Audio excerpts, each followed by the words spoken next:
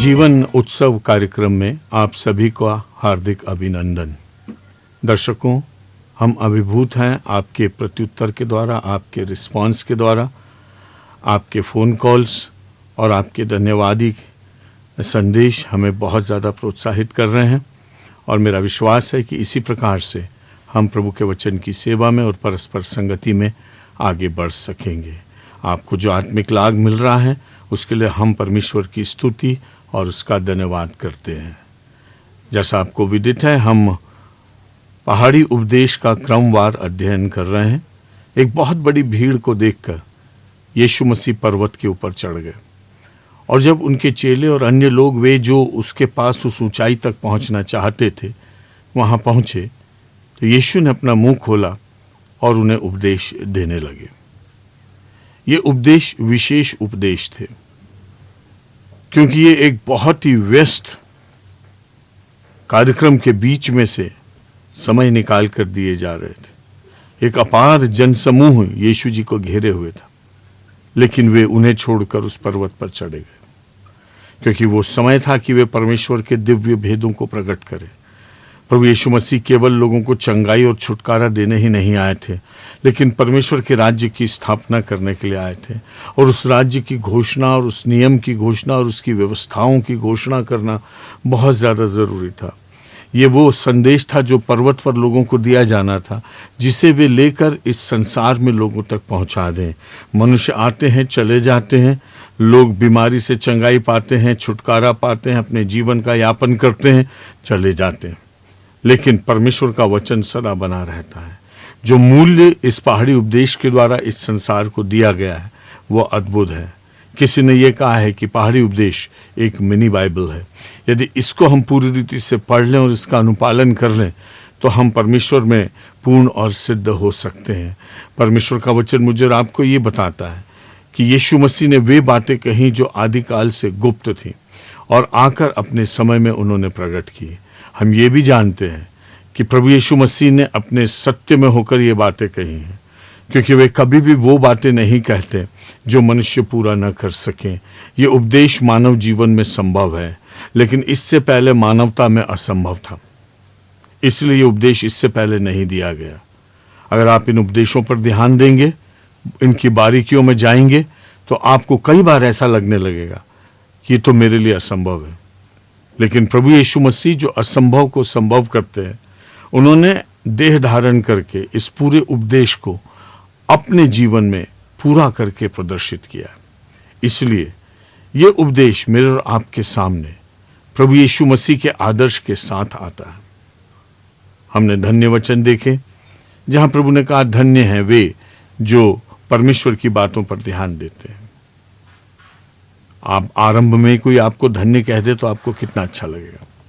परमेश्वर का कल्याण आपके ऊपर है, ये जानकर आपको कितना अच्छा लगेगा।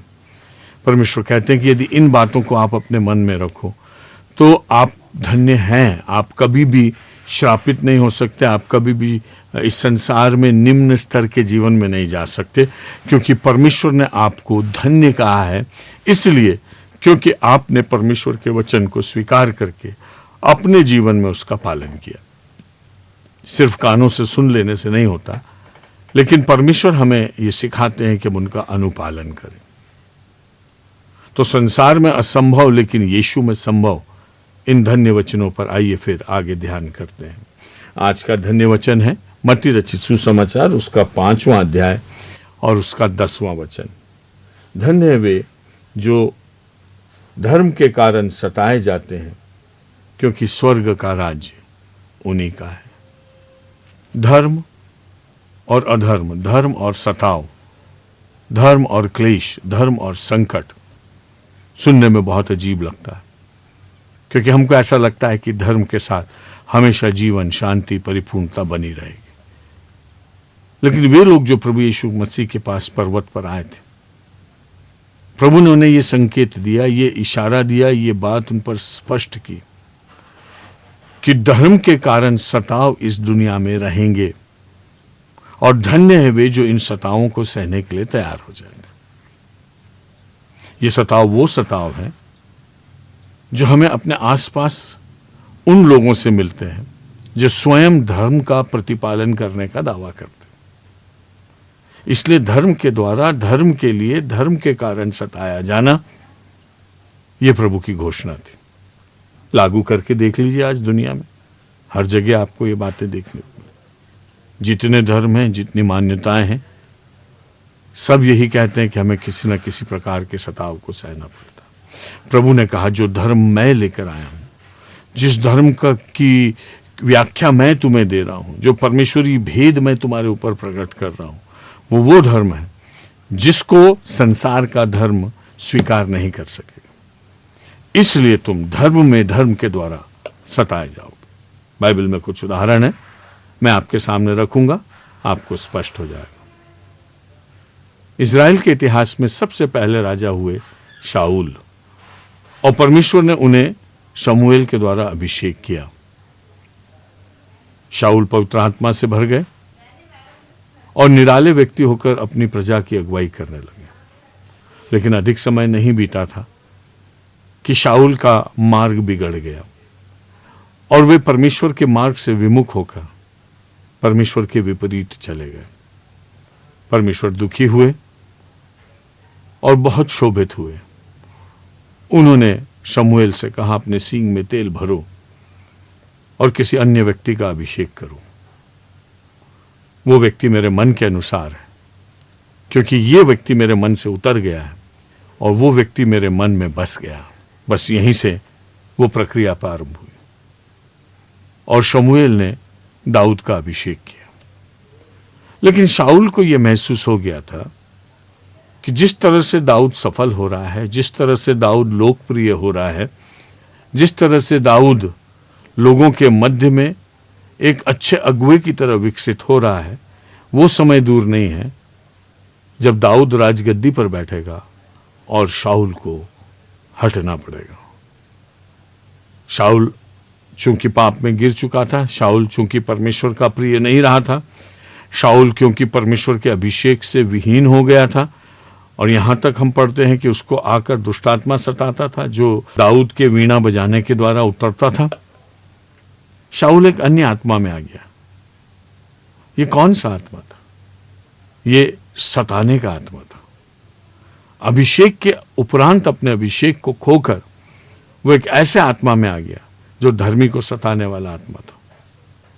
होना तो ये था कि शाऊल इस बात को महसूस करता कि उसके जीवन में बहुत पाप आ गया और उसने परमेश्वर के दिल को तोड़ा है। बेहतर है कि वो अपना स्थान छोड़े और दाऊद को जगह दे। लेकिन शाऊल इसके लिए तैयार नहीं था और यहां से शुरू हुआ धर्म के कारण सताया जाना। लंबे सालों तक दाऊद वन वन भटकता रहा और शाऊल उसके पीछे भागता रहा कि किसी प्रकार से उसको नाश कर दे। अपने राजमहल को छोड़कर, अपनी व्यवस्थाओं को छोड़कर, अपनी राजगद्दी को छोड़कर शाऊल केवल एक ही लक्ष्य से भटकता रहा, कैसे भी दाऊद को मार दिया जाए। और दाऊद अपने प्राणों को बचाकर भागता रहा। और एक और बात हम यहां पर देखते हैं कि दाऊद को 2 बार ऐसे अवसर मिले कि वो शाऊल को मार डाले, पर दाऊद ने ऐसा नहीं किया। और दाऊद ने कहा, ये कभी प्रभु का अभिषिक्त जन है, मैं इस अभिषिक्त पर अपने हाथ को नहीं उठाऊंगा। एक और धर्म को नाश करने के लिए, उसको समाप्त करने के लिए हाथ उठे हुए हैं, और एक और अभिषेक का आदर करने के लिए दाऊद अपने हाथ नीचे कर लेता है।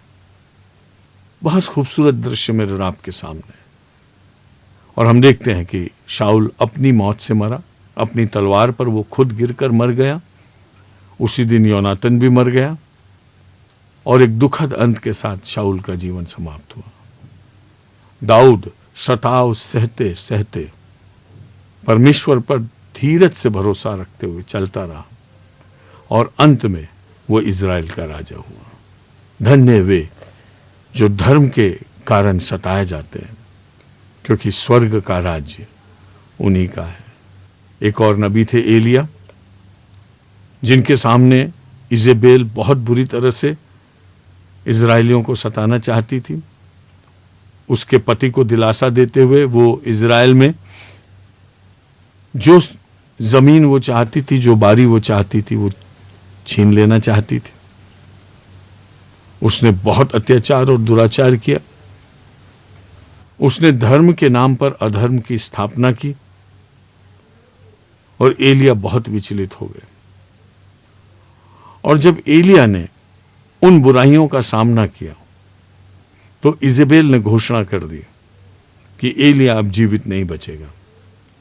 आप कल्पना कर सकते, राजमहल से आज्ञा निकल रही है एलिया को मार डालने की, और पूरा राजमहल लगा है उसको ढूंढ कर मारने के लिए। एलिया भागता है और परमेश्वर से कहता, परमेश्वर इससे अच्छा तो यह है कि आप मेरे प्राण ले लें। लेकिन परमेश्वर उस पर दया करता और एलिया को बचाता। और इस तमाम प्रकार के सताओं के दौर से गुजरते हुए एलिया परमेश्वर की महिमा में बढ़ता जाता है। और इजेबेल और उसके पति बड़े बेआबरू होकर ऐसी मौत मरते हैं जो तुच्छ लोगों की मौत होती है। धन्य वे जो धर्म के कारण सताए जाते हैं, क्योंकि स्वर्ग का राज्य उन्हीं का है। एक और नबी हुए यिर्मयाह। परमेश्वर की प्रजा अधर्म से भरी हुई थी। ये लगभग 600 बीसी के आसपास हुआ, जब बाबुल की गुलामी उन लोगों पर आने वाली थी।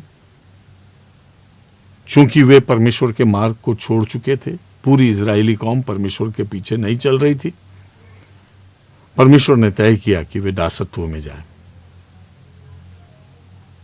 और यिर्मयाह उनके सताते हुए लोगों के सामने खड़े होकर मिन्नतें करता रहा, देखो परमेश्वर का वचन मान लो, अभी भी मान लो, अभी भी मन फिरा लो। आप कल्पना कर सकते हैं कि वो सड़क पर अपने कंधे पर जुआ लेकर घूमता था और लोग बोलते थे यिर्मयाह क्या कर रहे हो, तो वो ये कहता था कि परमेश्वर का संदेश है तुम्हारे लिए कि जैसे मेरे कंधे पर ये जुआ रखा है वैसे ही तुम सब गुलामी में जाने वाले हो। लेकिन लोग उसे ठट्ठों में उड़ाते थे, उसको अंधे कुएं में उतार दिया। राजा और उसके झूठे नबी यिर्मयाह पर अत्याचार करते थे कि वो किसी प्रकार से अपनी भाषा को बदल दे। लेकिन यिर्मयाह उनके लिए रोता था, वो रोने वाला नबी था। जबकि राजा को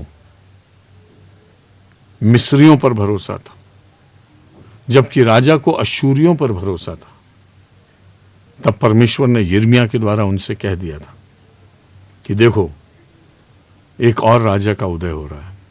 इससे पहले बाबुल का इतिहास ही नहीं था, कुछ भी नहीं था। परमेश्वर ने एक राजा को खड़ा किया और उसने पूरी इजरायली कौम को लील लिया, वो उनका शासक हो गया, बांध कर उन्हें अपने गुलाम की तरह वो लेकर चला गया।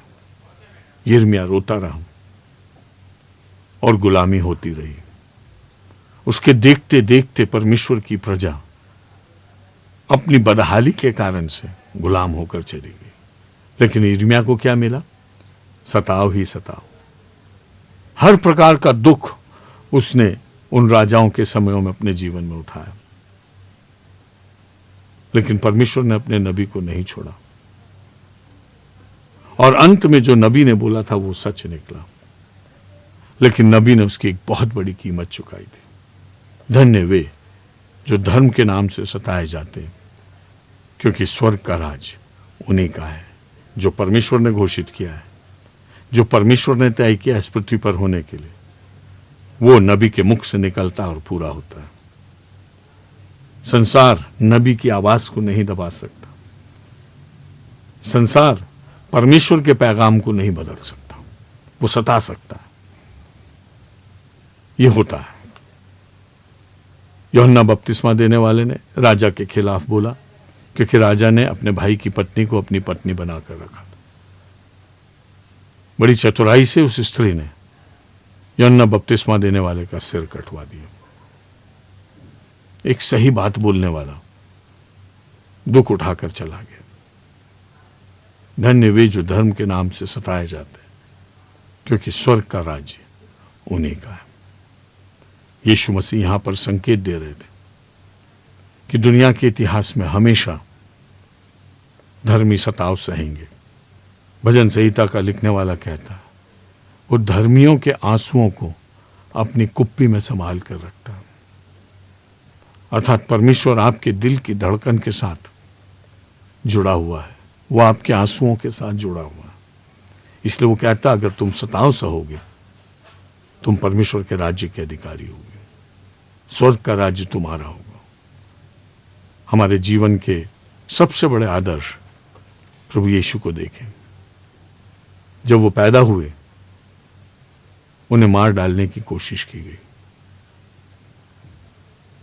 उन्होंने अपना जीवन दरिद्रता में व्यतीत किया। जब उन्होंने प्रचार करना शुरू किया और परमेश्वर के राज्य को फैलाना शुरू किया, आम जनता उसकी दीवानी हो गई और सब लोग उसके वचन को सुनकर आनंदित होते थे और अपनी चंगाई और छुटकारे को देखा करते थे। लेकिन कुछ लोग ऐसे भी थे जो मंदिर के उच्च अधिकारी थे, शास्त्री, फरीसी, महायाजक। इन लोगों के सिर पर कोई जूं भी नहीं रहेंगे। ये इतने कठोर थे कि वे यीशु को सताना चाहते थे। उनने इतनी भी जरूरत नहीं की कि ये देखें तो सही कि यीशु कौन है।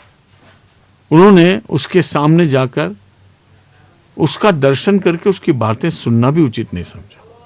इसलिए गतसमने में यहूदा ने यीशु मसीह को चूम कर पकड़वाया था, क्योंकि उसको गिरफ्तार करने वाले महायाजक की सेना और प्रजा में उसको शक्ल से पहचानने वाले लोग कम थे। आप कल्पना करिए, सारी दुनिया उस पर गिरी पड़ रही है, लेकिन कुछ ऐसे लोग भी हैं जो उस समय के धर्म का दारोमदार अपने ऊपर रखते हैं, जिनको रोमी शासन मान्यता देता है, जिनके सैनहेड्रिन की अपनी ही सेना है, जिनके नियमों को रोमी शासन भी आदर करता है। वे उसे सताने में लगे हुए। कई बार उन्होंने उसे पर्वत पर से ढकेलना चाहा, कई बार पत्थरवा करके मारना चाहा। वे चाहते थे किसी भी प्रकार से उसे नाश करें। बार बार वे ऐसे लोगों को भेजते थे जो यीशु जी से ऐसे प्रश्न करते थे जिनके उत्तर में वे ये उम्मीद करते थे कि इनके मुंह से कोई ऐसी बात निकल जाए जिससे हम इन्हें दोषी ठहरा दें और रोमी शासन के अधीन इनको कर दें और इन्हें सजा दिलवा दें। ये सताव चलता ही रहा। जितने समय तक यीशु सेवा करते रहे, उतने समय तक इन धर्म के अगुओं का सताव निरंतर चलता रहा। दोनों प्रक्रियाएं एक साथ चलती रही और एक समय ऐसा आया जब लोगों ने ये सोचा कि अब उसको समाप्त करना आवश्यक है। वे उसे मारना नहीं चाहते थे पर्व के समय में, लेकिन यीशु ने स्वयं भविष्यवाणी की थी कि पर्व के समय में मैं गिरफ्तार किया जाऊंगा। लोग गुप्त में सभाएं करने लगे। प्रभु यीशु का स्वयं का चेला यहूदा बिना किसी के बुलाए और बिना किसी के कोई कार्य किए, बिना किसी के भड़काए और बहकाए स्वयं जाता है महायाजक के पास और कहता है, यदि मैं उसे पकड़वा दूं तो तुम मुझे क्या दोगे। अंदर से निकला एक सताव था, अंदर से निकला एक धोखा था। यीशु जी आगाह कर रहे हैं, देखिए जो धर्म के पथ पर चलना चाहते हैं वे हमेशा सताव और विद्रोह के लिए तैयार हैं। दूसरे शब्दों में आप ये भी कह सकते हैं कि अगर आपके जीवन में कोई विपरीत परिस्थितियां नहीं बन रही, आपके जीवन में कोई सताव नहीं है, आपके जीवन में कोई आलोचना नहीं है, आपके जीवन में कोई समस्या नहीं है, तो आप तय समझिए कि आप प्रभु के पथ पर नहीं है। शायद आप उन शास्त्रियों और फरीसियों के झुंड में शामिल हैं जो लोगों को सताते हैं और कभी सताव नहीं सहते, जो विधवाओं के घरों को लूट लेते हैं, जो अनाथों को बेसहारा बना देते हैं, जो अत्याचार करके अपने जीवन में अपने धर्म के कामों को चलाना चाहते हैं, जिनके लिए धर्म आय का साधन है। उस जमात में तो कहीं हम शामिल नहीं हैं या हम सताव सहने के लिए तैयार हैं। तीमुथियुस को लिखते हुए पौलुस कहते हैं, वे जो परमेश्वर की साथ भक्ति के साथ जीवन बिताएंगे वे सताए जाएंगे। और परमेश्वर का वचन कहता है कि प्रथम कलीसिया से लेकर आज तक हर प्रभु का दास इस प्रकार का सताव सह रहा है, वो दुख सह रहा है, वो आलोचना सह रहा है, वो निंदा सह रहा है, क्योंकि उसे मालूम है कि जिसने उसे ये उपदेश दिया है उसने अपने जीवन का आदर्श भी दिया है। यीशु मसीह ने दुख उठा उठाकर आज्ञा मानना सीखी और तमाम लोगों के बीच में जो उनके विरोध में खड़े हुए थे, उन्होंने कभी भी अपनी वाणी को दबाया नहीं और जो उन्हें प्रभु के नाम से कहना था वो सब उन्होंने कहा, सब कुछ पूरा किया, कुछ भी मनुष्य का मुख देखकर अधूरा नहीं छोड़ा। ये जानते हुए कि वे सताव से डरने के लिए नहीं बुलाए गए, वे ईश्वर की इच्छा पूरी करने के लिए बुलाए गए। सताव मनुष्य को रोक देना चाहता है कि वो परमेश्वर की इच्छा पूरी ना करे, और मनुष्य का सबसे बड़ा दुश्मन है डर। इसलिए बाइबल में सैकड़ों बार आया है मत डर, क्योंकि परमेश्वर जानता है कि अगर जरा सा भी भय मेरे और आपके अंदर रहा तो हम परमेश्वर की सेवा के योग्य नहीं रह पाएंगे और हम सताव के बीच में हार जाएंगे, टूट जाएंगे।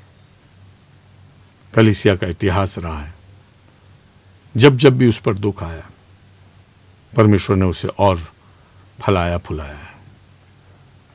विश्व का इतिहास ये कहता है कि जब भी प्रभु के लोगों ने लहू बहाया और दुख उठाया, जहां जहां उनके आंसू गिरे वहां वहां प्रेम के फूल खिले, और जहां जहां उनका लहू बहा है वहां वहां दुनिया के लिए एक नई इबारत लिखी गई है। प्रियो, अपने जीवन को देखें और जांचें, प्रभु के वचन के प्रकाश में अपने आप को देखें और अपना समर्पण करें।